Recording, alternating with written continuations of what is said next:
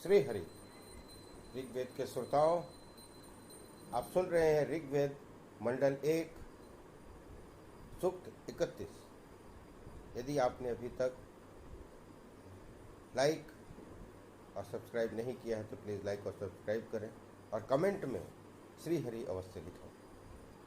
सूक्त 31। ऋषि हिरण स्तूप अंगिरस देवता अग्नि छंद त्रिष्टुप। हे अग्निदेव, आप अंगिरा ऋषि के गोत्र के आदि ऋषि थे। देवता होकर देवों के कल्याणकारी मित्र थे। आपके ही कर्म से मेधावी ज्ञात कर कार्य और शुभ दृष्टि वाले मृदगण ने जन्म ग्रहण किया था।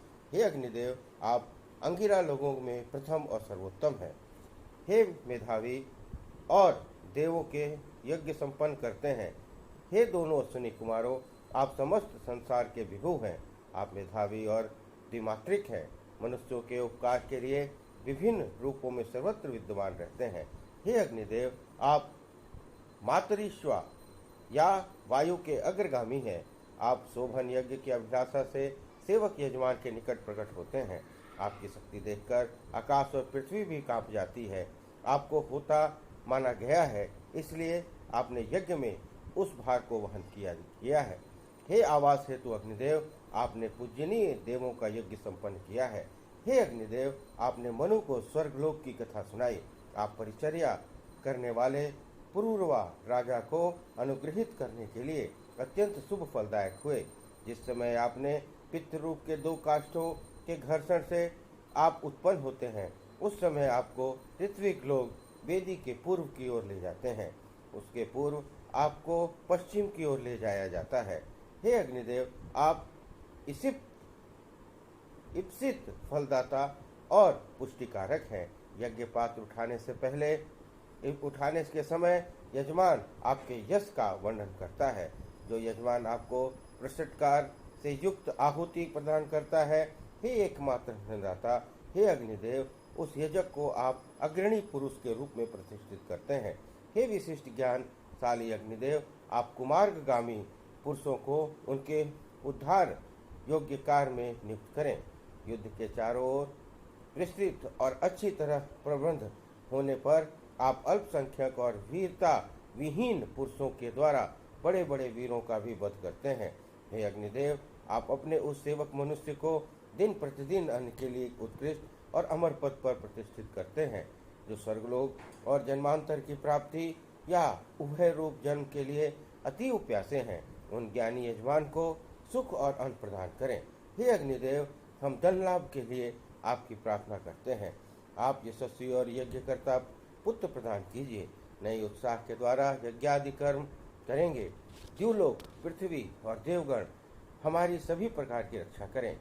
हे निर्दोष अग्निदेव, आप सब देवों के जागरूक हैं। अपने पितृमातृ रूप द्यावा पृथ्वी के पास रहकर और हमें पुत्र प्रदान कर अनुग्रहित करें।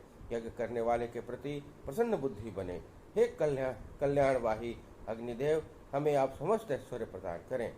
हे अग्निदेव, आप हमारे लिए प्रसन्नमति हो। आप हमारे पितृ रूप हैं। आप परमाणु के दाता हैं। हम आपके मित्र हैं। हे हिंसा रहित अग्निदेव, आप उत्तम वीर, अटल गुण संपन्न, नियमों का पालन करने वाले और असंख्य धनों से युक्त है। हे अग्निदेव, देवों ने सबसे पहले आपको मनुष्य के हित के लिए राजा के रूप में स्थापित किया। तत्पश्चात जब हमारे पिता अंगिरा ऋषि ने आपको पुत्र रूप में अर्वीभूत किया, तब देवताओं ने मनु की पुत्री ईला को शासन अनुशासन कत्री बनाया। हे वंदनीय अग्निदेव, हम धनवान हैं। आप रक्षण शक्ति द्वारा हम लोगों की ओर हमारे पुत्रों के शरीर की रक्षा करें। हमारे पुत्र पौत्रादि और गवादि पशुओं के संरक्षक हो। हे अग्निदेव, आप यजमान की रक्षा करने वाले हैं। यज्ञ को बाधा रहित करने के लिए पास में रहकर यज्ञ के चारों ओर दीप्तिमान होते हैं। आप अहिंसक और पोषक हैं। आपको जो हव्य दान करता है, उस स्त्रोतकर्ता के मंत्र को आप ध्यान से ग्रहण करते हैं। हे अग्निदेव, आप प्रार्थना करने वाले ऋजुओं को धन प्रदत्त करते हैं। आप दुर्बलों को पिता रूप में पोषित करने वाले और अज्ञानी यजमान को विशिष्ट ज्ञान प्रदान करने वाले मेधावी हैं।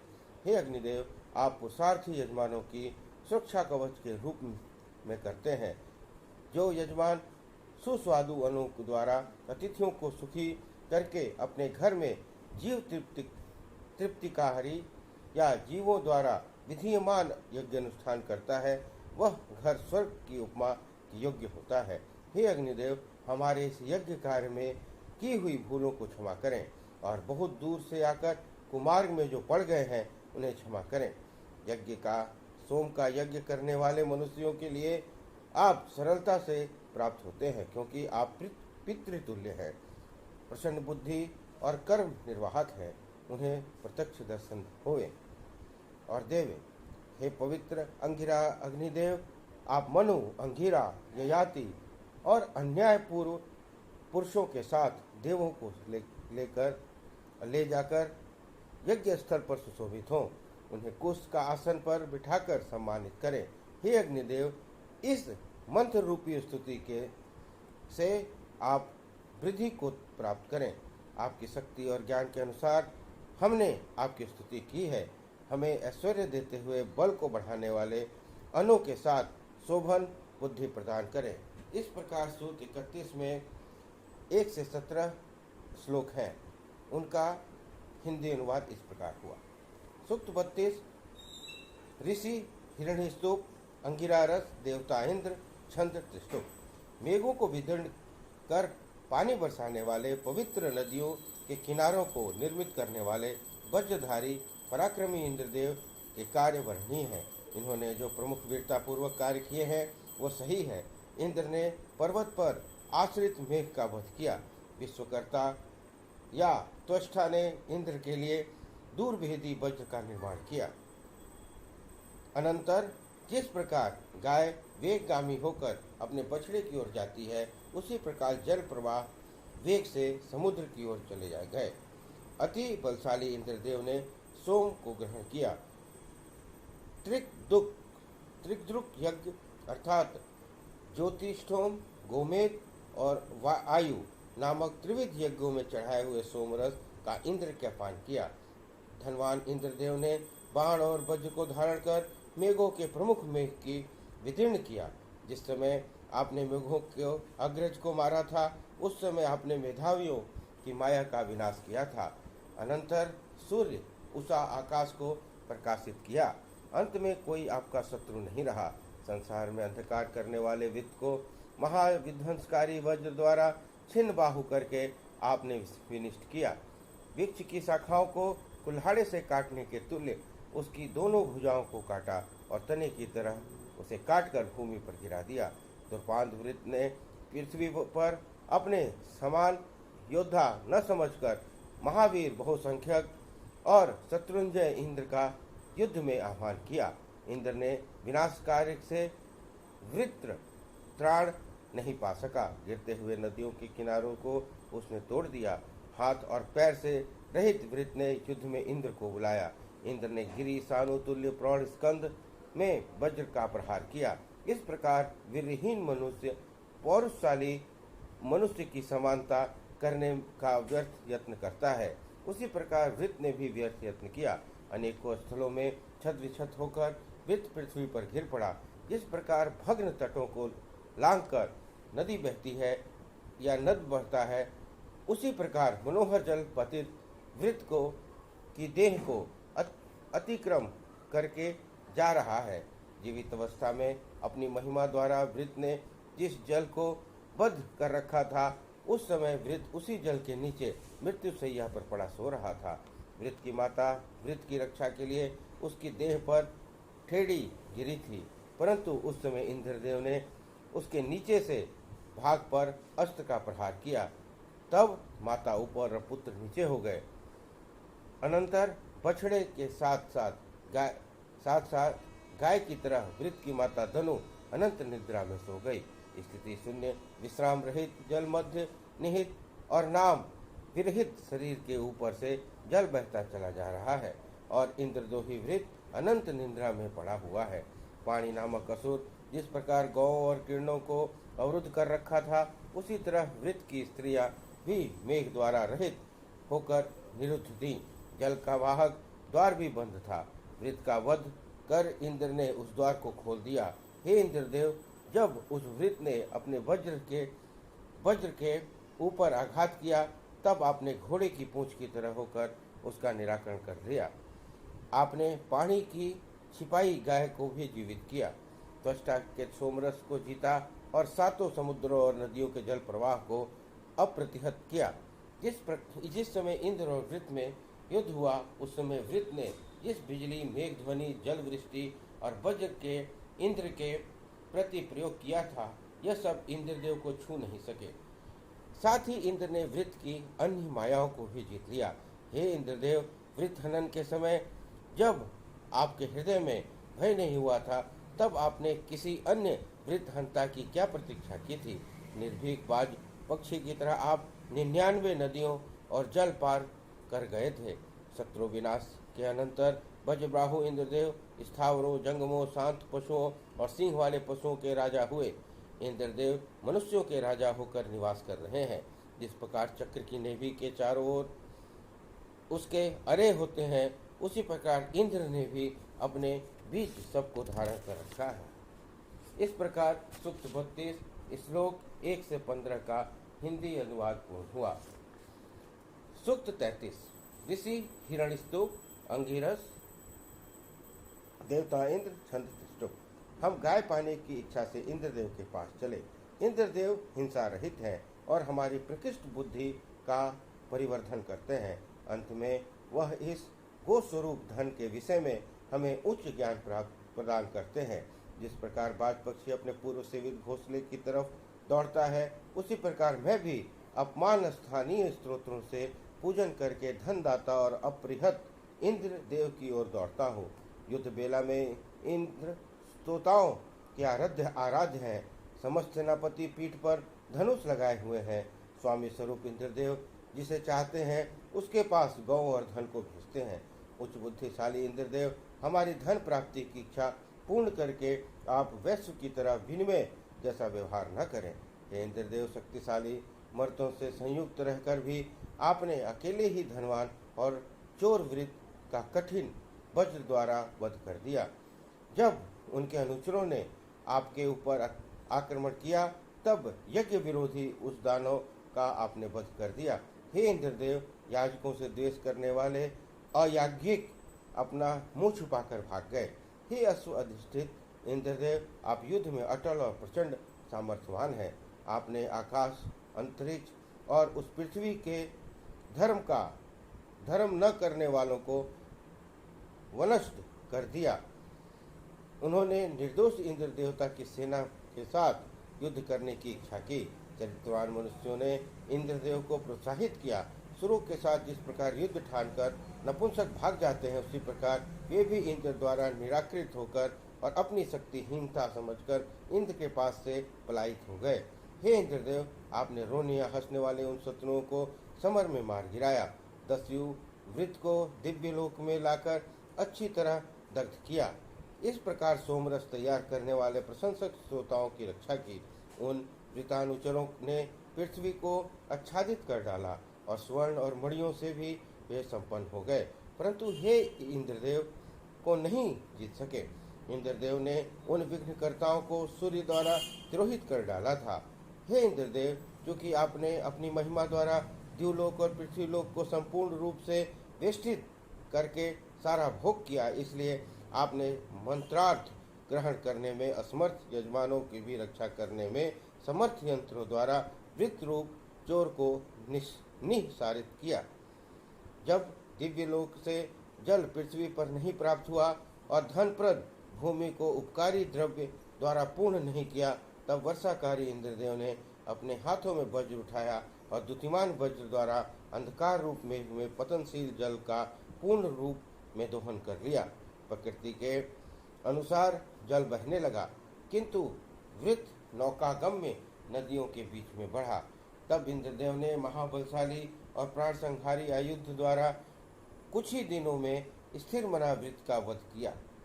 गुफा की भूमि पर सोए हुए वृत्त की सेना को इंद्रदेव ने विद्ध किया और श्रृंगी और जग छोषक वृत्त को विविध प्रकार की ताड़ना दी। इंद्रदेव अपने संपूर्ण वेग और बल से शत्रु सेना का संहार किया।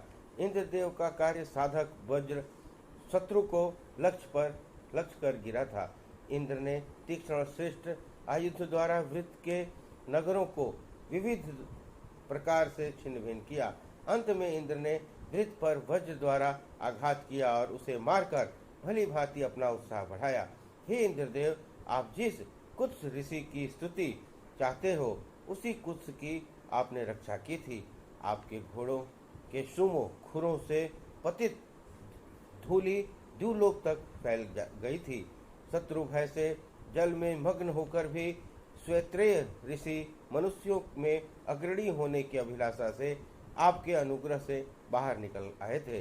हे इंद्रदेव, सौम्य श्रेष्ठ और जलमग्न श्वेत्र को क्षेत्र प्राप्ति के लिए आपने बचाया था। वहां जलों में ठहर कर अधिक समय तक आप शत्रुओं से युद्ध करते रहे। उन शत्रुओं को जल में गिराकर आपने मार्मिक पीड़ा पहुंचाई। इस प्रकार सूक्त 33 श्लोक 1 से 15 का हिंदी अनुवाद इस प्रकार हुआ। सूक्त 34 ऋषि हिरण्यस्तुप, अंगिरा रस, देवता अश्विनी कुमार, छंद जगती त्रिष्टुप। हे मेधावी अश्विनी कुमारों, आप दोनों आज 3 बार आवे। आपको रथ और दान बहुव्यापी है। जिस प्रकार रश्मि युक्त दिन और हिमयुक्त रात्रि दोनों का परस्पर नित्य संबंध है, आप विद्वानों के माध्यम से हमें प्राप्त हुए। आपके मधुर खाद्य वादक रथ में 3 दृढ़ चक्र हैं। उन्हें सभी देवों ने चंद्रमा की रमणीय पत्नी वेना के साथ विवाह यात्रा करने के समय जाना। उस रथ के ऊपर अवलंबन के लिए 3 खंभे हैं। हे अश्विनी कुमारों, उसी रथ से दिन में 3 बार और रात्रि में 3 बार आप गमन करते हैं। हे अश्विनी कुमारों, आप एक दिन में 3 बार यज्ञानुष्ठान का दोष हरण करें। आज 3 बार मधुर रस से यज्ञ का हाथ सिक्त कर रात और दिन में 3 बार पुष्टिकर अन्न द्वारा हमारा भरण पोषण करें। हे अश्विनी कुमारों, आप हमारे घर में 3 बार आवें।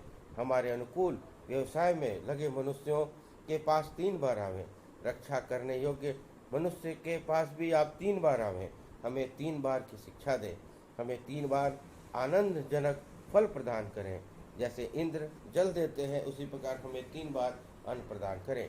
हे अश्विनी कुमारों, हमें 3 बार धन दें। देवयुक्त कर्मानुष्ठान में 3 बार आवें। हमारी बुद्धि रक्षा 3 बार करें। हमें 3 बार सौभाग्य प्रदान करें। हमें 3 बार अन्न देवें। आपके रथ पर सूर्य की पुत्री उषा बैठी हुई है। हे अश्विनी कुमारों, दिव्य लोक की औषध हमें 3 बार दें। पार्थिव औषध 3 बार दें। अंतरिक्ष में से 3 बार औषध प्रदान करें। बृहस्पति के पुत्र शयु की तरह हमारी संतान को सुख प्रदान करें।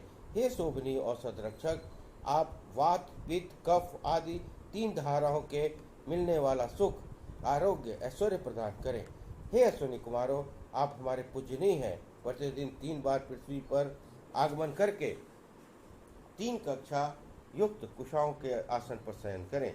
हे नासत्य रईद्वय, जिस प्रकार आत्म रूप वायु शरीरों में आती है, उसी प्रकार आप धृत, पशु और वेदी नाम के 3 यज्ञ स्थानों में आगमन करें। हे अश्विनी कुमारों, सिंधु आदि नदियों से सप्त मात्र जल द्वारा 3 सोमा विषव प्रस्तुत हुए हैं।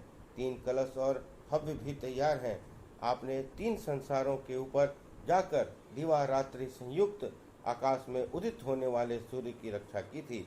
हे नासत्य अश्विनी कुमारों, आपके त्रिकोण रथ में 3 चक्र कहाँ हैं? बंधनाधर भूत नीड़ अथवा रथ के उपवेशन स्थान के तीनों काट कहाँ हैं? अब बलवान गर्धव आपके रथ में जोते जाते हैं। उनके द्वारा आप हमारे यज्ञ में आते हैं। हे नासत्य अश्विनी कुमारों, आप आवे, मैं हव्य देता हूँ। आपके मधुपाई मुख द्वारा मधुर हव्य का पान करें।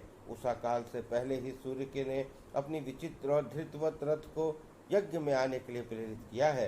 हे नासत्य अश्विनी कुमारों, 33 कोटि देवताओं के साथ मधुपान के लिए आप यहाँ आवें।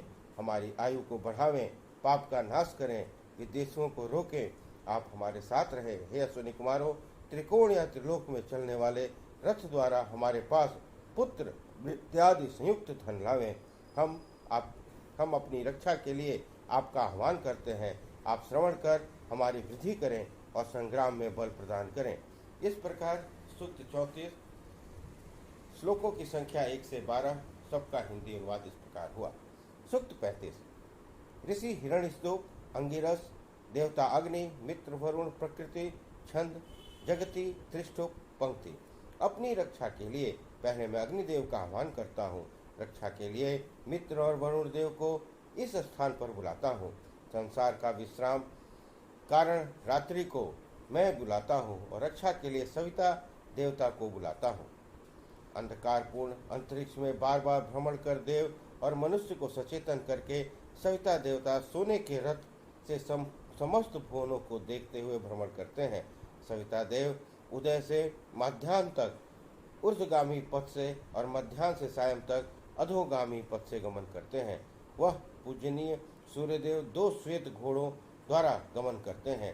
समस्त पापों का विनाश करते करते दूर देश से आते हैं।